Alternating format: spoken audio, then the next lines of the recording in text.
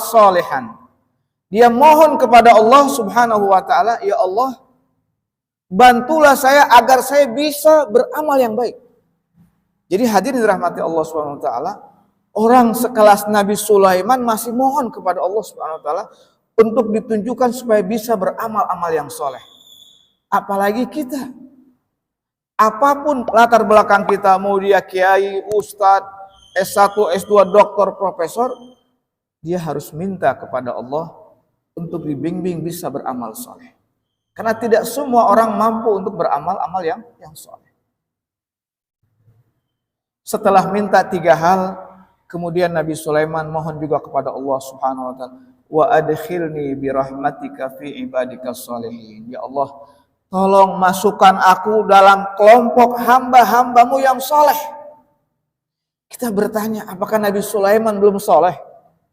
Sehingga dia minta kepada Allah untuk dimasukkan supaya menjadi hamba-hamba Allah yang soleh. Ini bentuk ketawaduan. Karena hadirin rahmati Allah Subhanahu wa taala, orang itu baik ketika dia sudah meninggal dunia. Kita boleh mengatakan si fulan baik. Ada dulu ustadz di Masjid Ar-Rawdah, ada dulu mu'alim Ustadz Muhammad Segaf, Ustadz Awad Joban dan sebagainya. Itu orang-orang baik yang sudah meninggal. Tapi kita yang masih hidup ini, kita tidak tahu bagaimana akhir dari kehidupan kita. Karena banyak orang-orang, wal iyadzubillah, kita na'udzubillah dari Allah kepada Allah Subhanahu wa taala, di akhir hayatnya tidak berbuat kebaikan.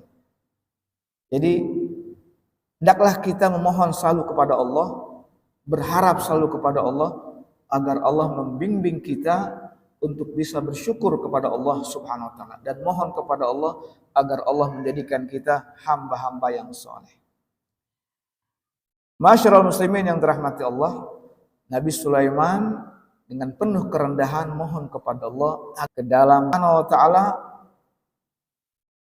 menjelaskan kepada kita tentang bagaimana kepemimpinan Sulaiman alaihissalam. Ini sangat baik sekali dijadikan sebagai panutan bagaimana Nabi Sulaiman sebagai seorang pemimpin, seorang nabi, bahkan panglima perang dan lain sebagainya. Dan dia terkenal dengan ketegasannya.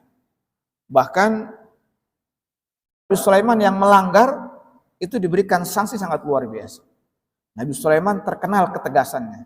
Sehingga pada masa Nabi Sulaiman, kemakmuran melimpah ruah.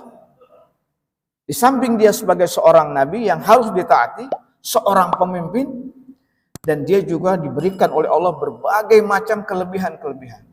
Bahkan Nabi Sulaiman bisa mengatur arah angin. Kalau dia ingin berlayar ke barat, angin ke timur, diperintahkan angin untuk ke barat. Sangat luar biasa yang Allah berikan kepada Sulaiman, sehingga beliau berkata, Rabbighfirli wa habli mulkan la yanbaghi li ahadin min ba'di. Ya Allah, ampunilah aku dan berikanlah aku kekayaan, kekuasaan yang tidak pernah ada orang menyamaiku. Itulah doa Nabi Sulaiman.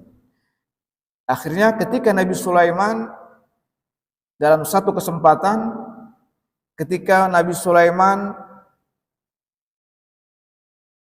memimpin pasukannya, tiba-tiba Nabi Sulaiman tidak melihat salah satu dari pasukannya yang bernama burung hudhud. Burung hudhud ini adalah suatu burung yang punya keistimewaan. Kalau kita lihat, kita baca beberapa literatur, dia punya kecepatan yang sangat luar biasa. Bayangkan dari Yaman atau dari Palestina ke Yaman kurang lebih 1.500 kilo. Tapi burung hudhud bisa terbang dengan kecepatan yang sangat luar biasa. Pada satu kesempatan ketika Nabi Sulaiman alaihissalam sidak terhadap pasukannya, tiba-tiba dia tidak melihat burung hudhud. Sebagai seorang pemimpin, ketika ada pelanggaran-pelanggaran yang dilakukan oleh pasukannya, maka dia akan memberikan sanksi. Nabi Sulaiman memberikan 3 pilihan.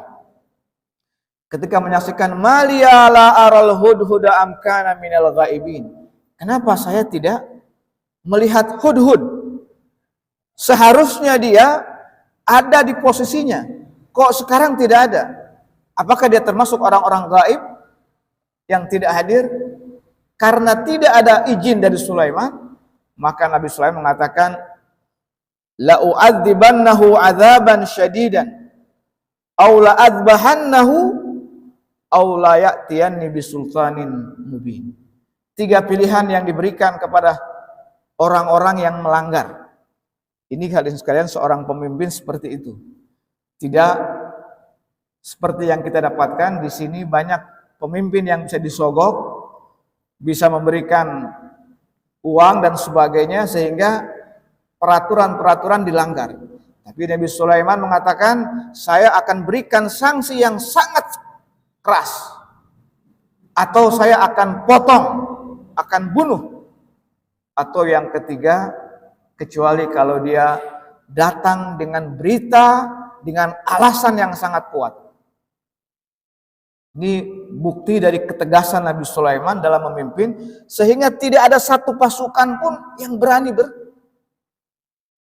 melanggar aturan Nabi Sulaiman. Tapi hadirin sekalian, tidak lama kemudian,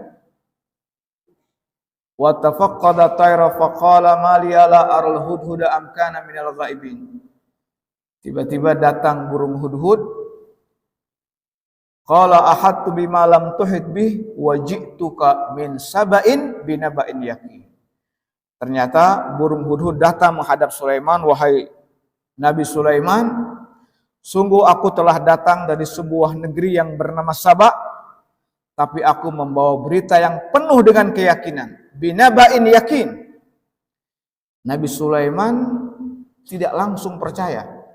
Apa berita yang Anda bawa? Inni wajadtu imra'atan tamlikuhum wa utiyat min kulli syai' wa laha arsyun 'azim.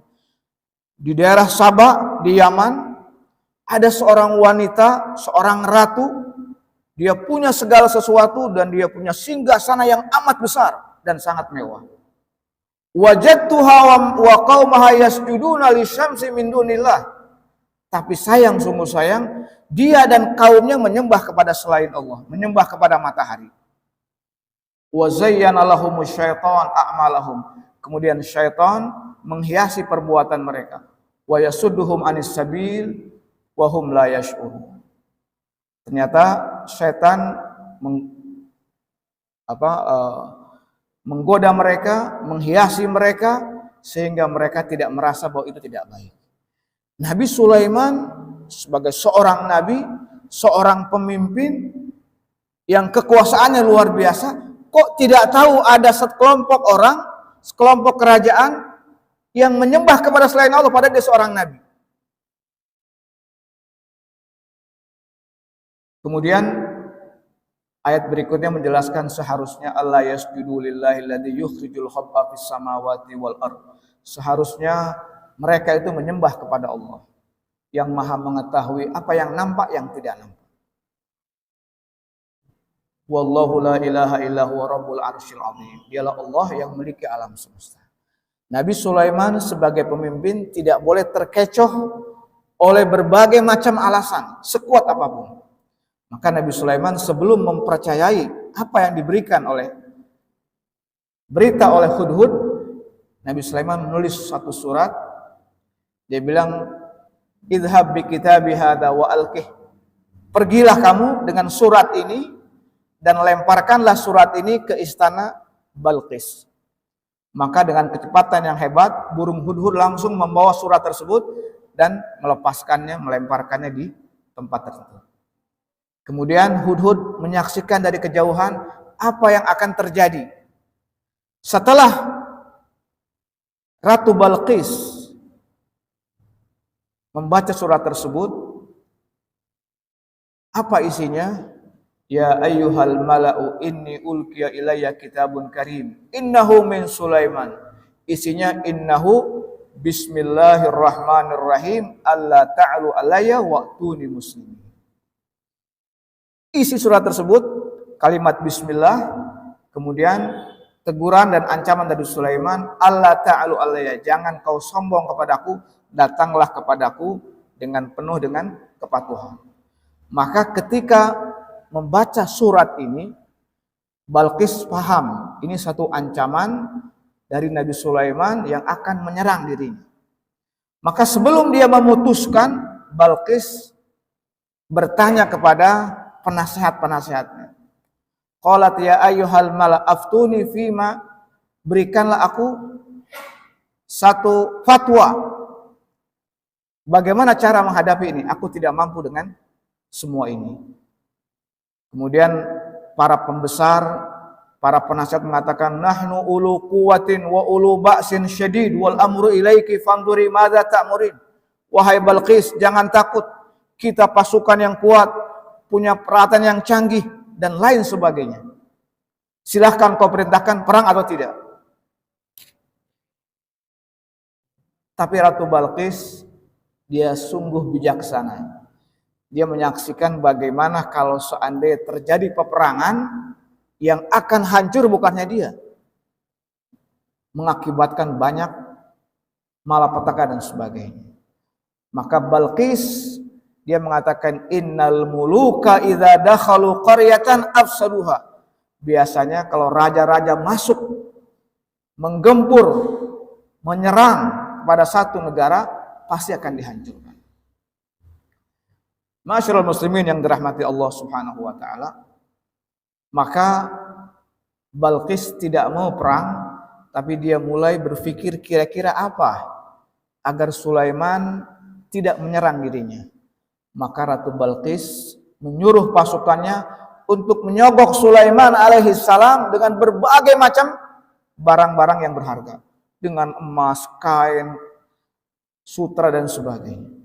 Dibawalah berbagai macam kekayaan untuk menyogok Sulaiman agar Sulaiman tidak menyerang dirinya. Ketika datang pasukan membawa makanan, membawa berbagai macam harta untuk menyogok Sulaiman, Nabi Sulaiman berkata, "Falamma jaa Sulaiman qala atumidunani bimalin fama atani Allah khairun mimma atakum bal antum bihadiyatikum tafrahun." Apa yang kalian bawa untuk menyogok aku ini tidak ada apa-apanya. Aku punya kerajaan, punya kekayaan yang sangat luar biasa. Bahkan kalianlah yang butuh terhadap semua ini. Irji ilaihim falana'tiyannahum bijunudin la qibala lahum biha. Pulanglah kalian dan katakanlah kepada pemimpin kalian, saya akan menyerang kalian dengan pasukan yang kalian tidak membayangkan bagaimana banyaknya. Ini bagaimana hadirin sekalian, seorang nabi punya negara, punya kekuasaan, dia bisa berbuat sesuai dengan perintah Allah SWT. Tapi kalau sesuatu tidak punya negara, maka tidak akan terjadi. Maka ketika Israel menggempur Palestina saat ini, dan Israel mati-matian supaya tidak menjadikan Palestina satu negara, karena kalau Palestina merdeka, punya negara, dia punya kedaulatan. Maka ketika Israel menyerang Palestina, maka Israel melanggar kedaulatan. Tapi saat ini Palestina bukan sebuah negara. Maka kaum muslimin sedang berharap bagaimana Palestina bisa merdeka dan dia sebuah negara. Karena kalau sudah dapat sebuah negara, maka Palestina akan merdeka dan punya kekuatan. Boleh dia punya negara, punya presiden, punya senjata dan sebagainya. Saat ini hadirin sekalian, kondisi Gaza itu diembargo.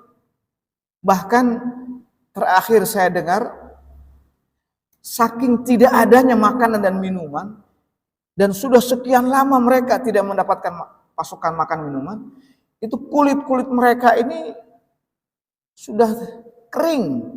Jadi kalau diusap tuh kayak apa hadirin sekalian? Kayak daun kering. Bayangkan berbulan-bulan mereka diembargo, tidak ada makanan, tidak ada minuman, obat-obatan tidak ada. Mereka sedang berjuang agar Palestina merdeka menjadi sebuah negara.